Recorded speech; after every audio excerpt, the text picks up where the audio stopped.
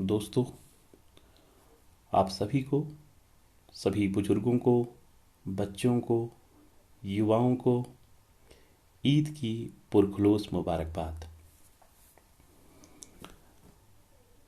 शिफा कजगावनवी ने कहा है, मगर ये ईद का दिन भी तो एक हकीकत है कि वजह ए ईद समझना भी एक इबादत है।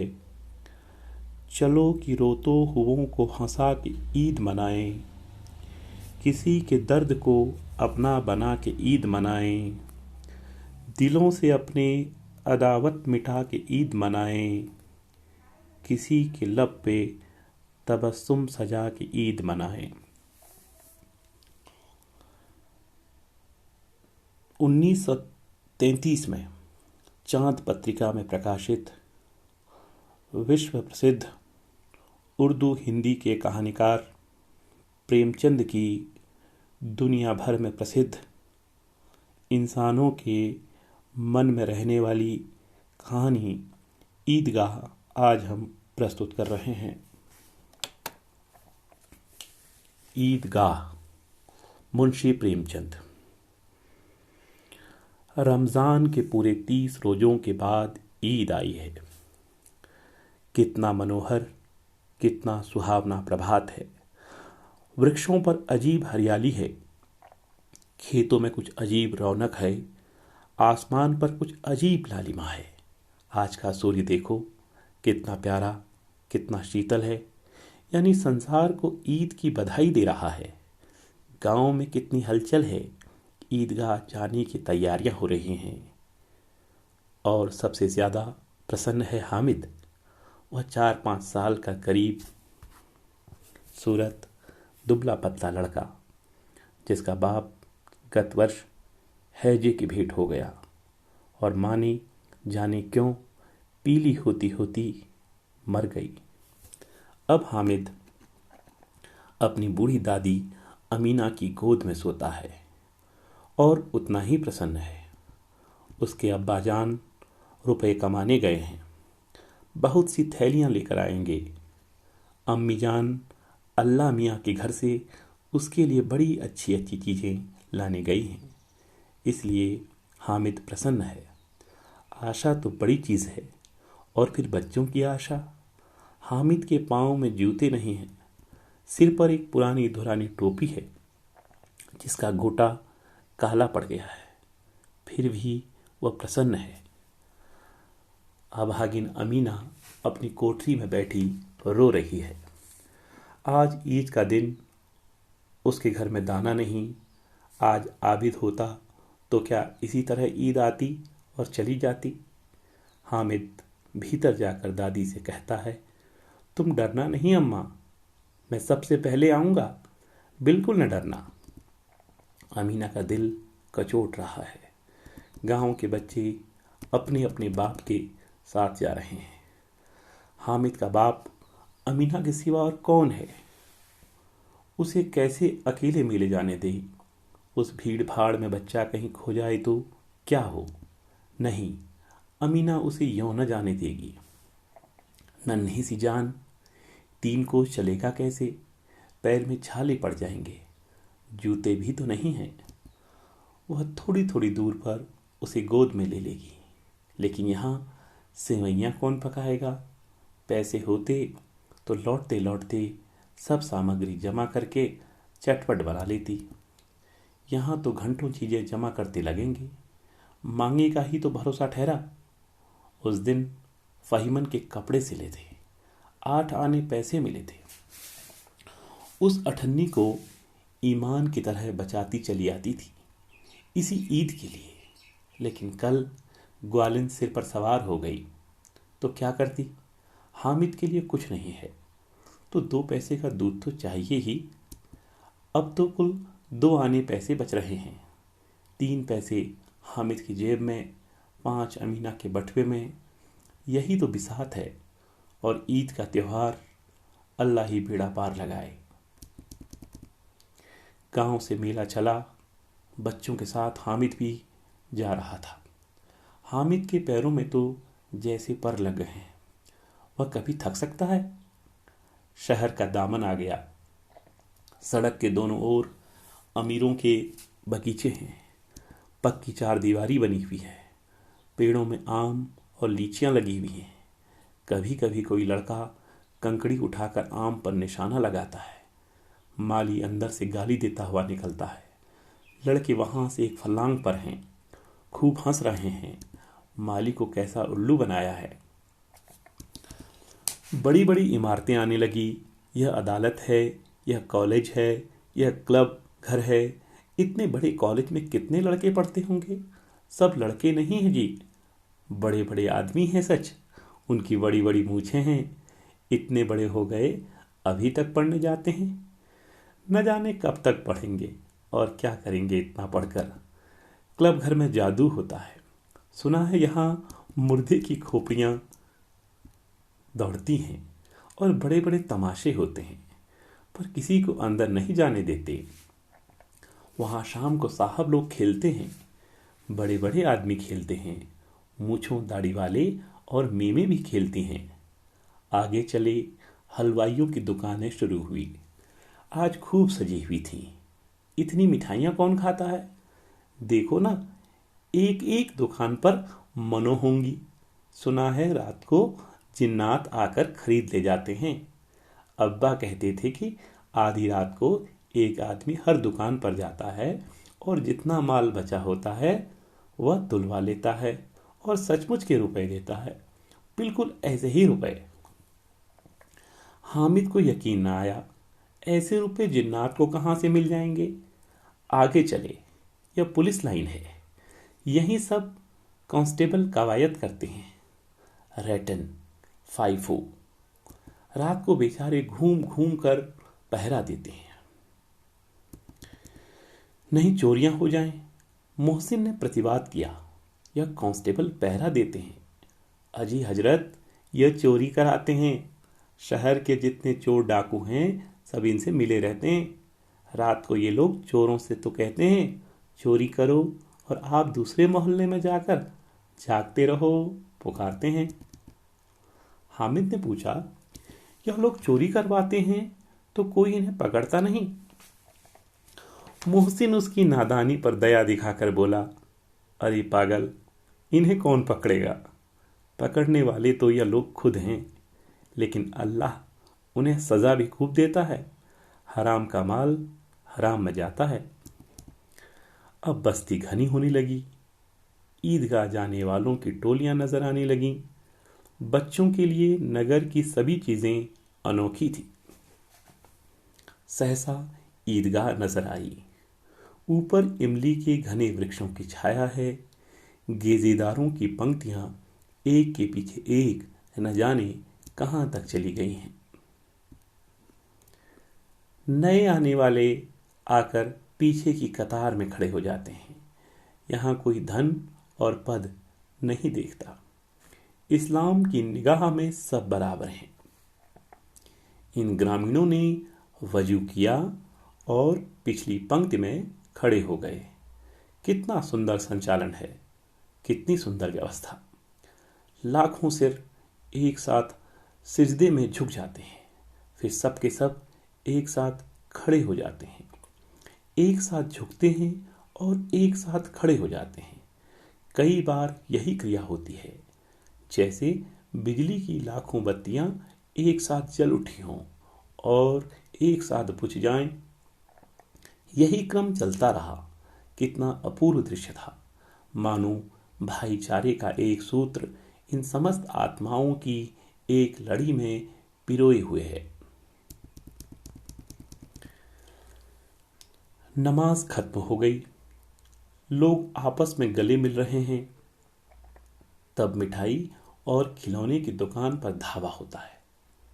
यह देखो, हिंडोला है, 1 पैसा देकर चढ़ जाओ। कभी आसमान पर जाते हुए मालूम होंगे, कभी जमीन पर गिरते हुए। यह चरखी है, लकड़ी के हाथी, घोड़े, ऊंट छड़ों में लटके हुए हैं। 1 पैसा देकर बैठ जाओ और 25 चक्करों का मजा लो। महमूद और मोहसिन और नूरे और सम्मी इन घोड़ों और ऊंटों पर बैठते हैं। हामिद दूर खड़ा है। 3 ही तो पैसे हैं उसके पास। अपने कोष का 1/3 जरा सा चक्कर खाने के लिए नहीं दे सकता। सब चरखियों से उतरते हैं। अब खिलौने लेंगे। इधर दुकानों की कतार लगी हुई है। तरह तरह के खिलौने हैं। सिपाही और गुर्जरिया, राजा और वकील, भिस्ती और धोबिन और साधु। वाह, कितने सुंदर खिलौने हैं। अब बोलना ही चाहते हैं। महमूद सिपाही लेता है, खाकी वर्दी और लाल पगड़ी वाला, कंधे पर बंदूक रखे हुए मालूम होता है। अभी कवायद किए चला आ रहा है। मोहसिन को भिश्ती पसंद आया। कमर झुकी हुई है, ऊपर मशक रखे हुए है। मशक का मुंह एक हाथ से पकड़े हुए है। कितना प्रसन्न है। शायद कोई गीत गा रहा है। बस मशक से पानी उड़ेलना ही चाहता है। नूरे को वकील से प्रेम है। कैसी विद्वत्ता है उसके मुख पर।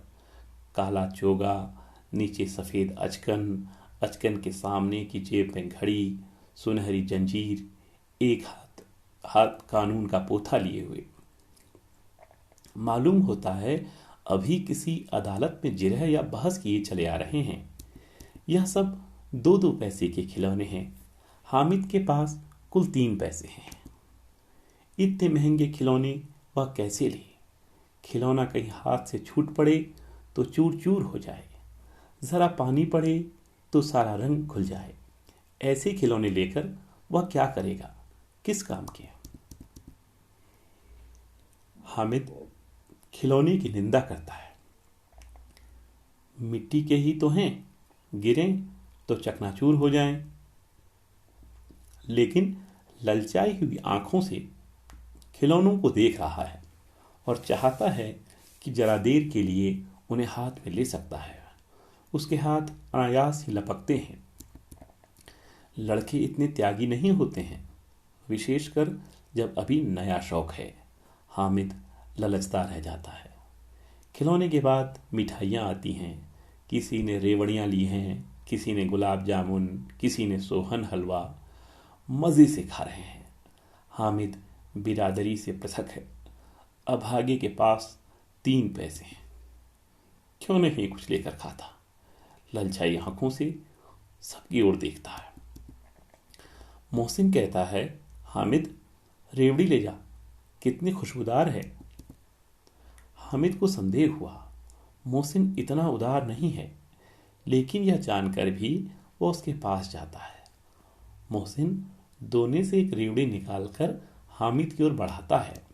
हामिद हाथ फैलाता है। मोहसिन रेवड़ी अपने मुंह में रख लेता है। महमूद, नूरे और सम्मी खूब तालियां बजा बजा कर हंसते हैं।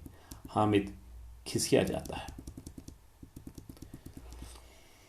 मिठाइयों के बाद कुछ दुकानें लोही की चीज़ों की, कुछ गिलट और कुछ नकली गहनों की। लड़कों के लिए यहाँ कोई आकर्षण न था। वे सब आगे बढ़ जाते हैं। हामिद लोहे की दुकान पर रुक जाता है। कई चिमटे रखे हुए थे। उसे ख्याल आया, दादी के पास चिमटा नहीं है।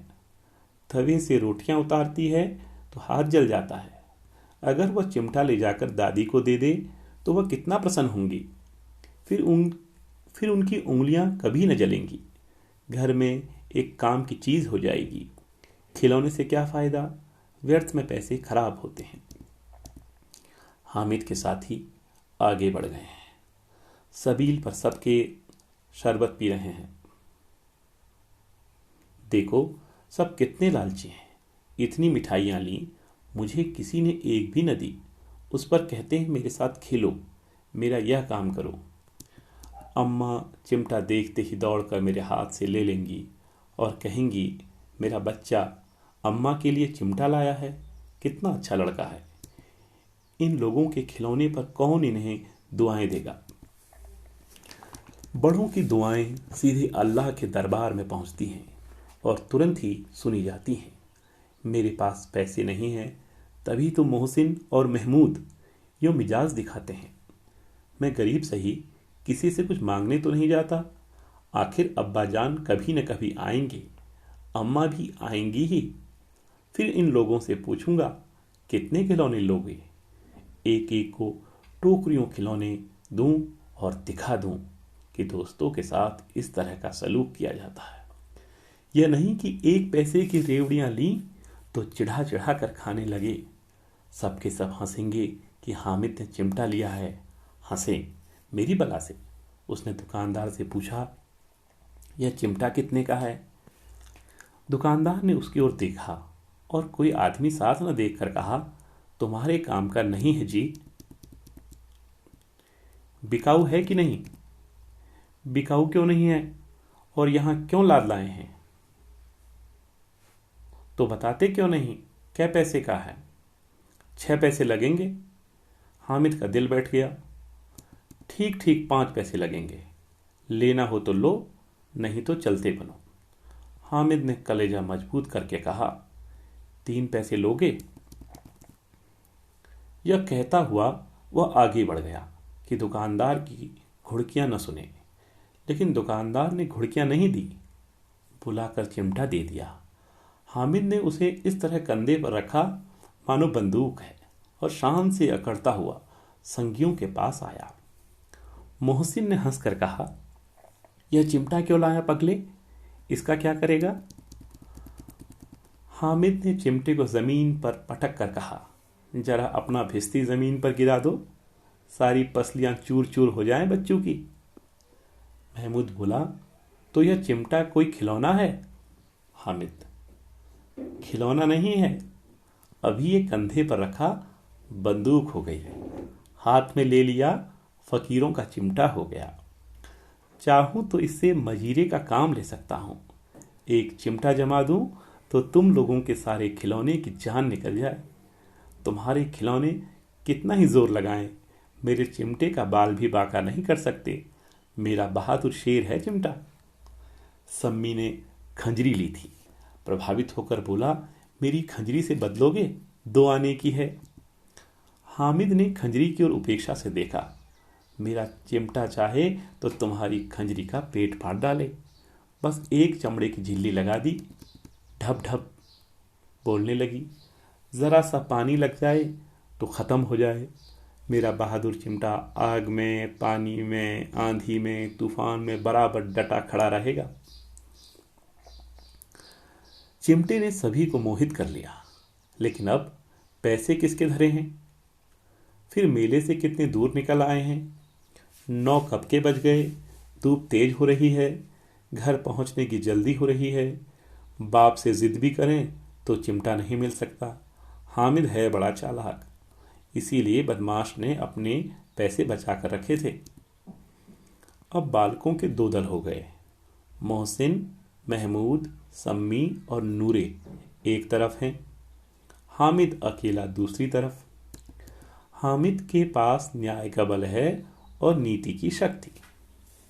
एक और मिट्टी है, दूसरी तरफ लोहा, जो इस वक्त अपने को फौलाद कह रहा है। वह अजेय है, घातक है। अगर कोई शेर आ जाए, मियाँ भिस्ती के छक्के छूट जाएं, मियाँ सिपाही मिट्टी की बंदूक छोड़कर भागें, वकील साहब की नानी मर जाए, चोंगे में मुंह छिपाकर जमीन पर लेट जाएं, मगर यह चिमटा बहादुर, यह रुस्तमे हिंद लपक कर शेर की गर्दन पर सवार हो जाएगा, उसकी आंखें निकाल लेगा।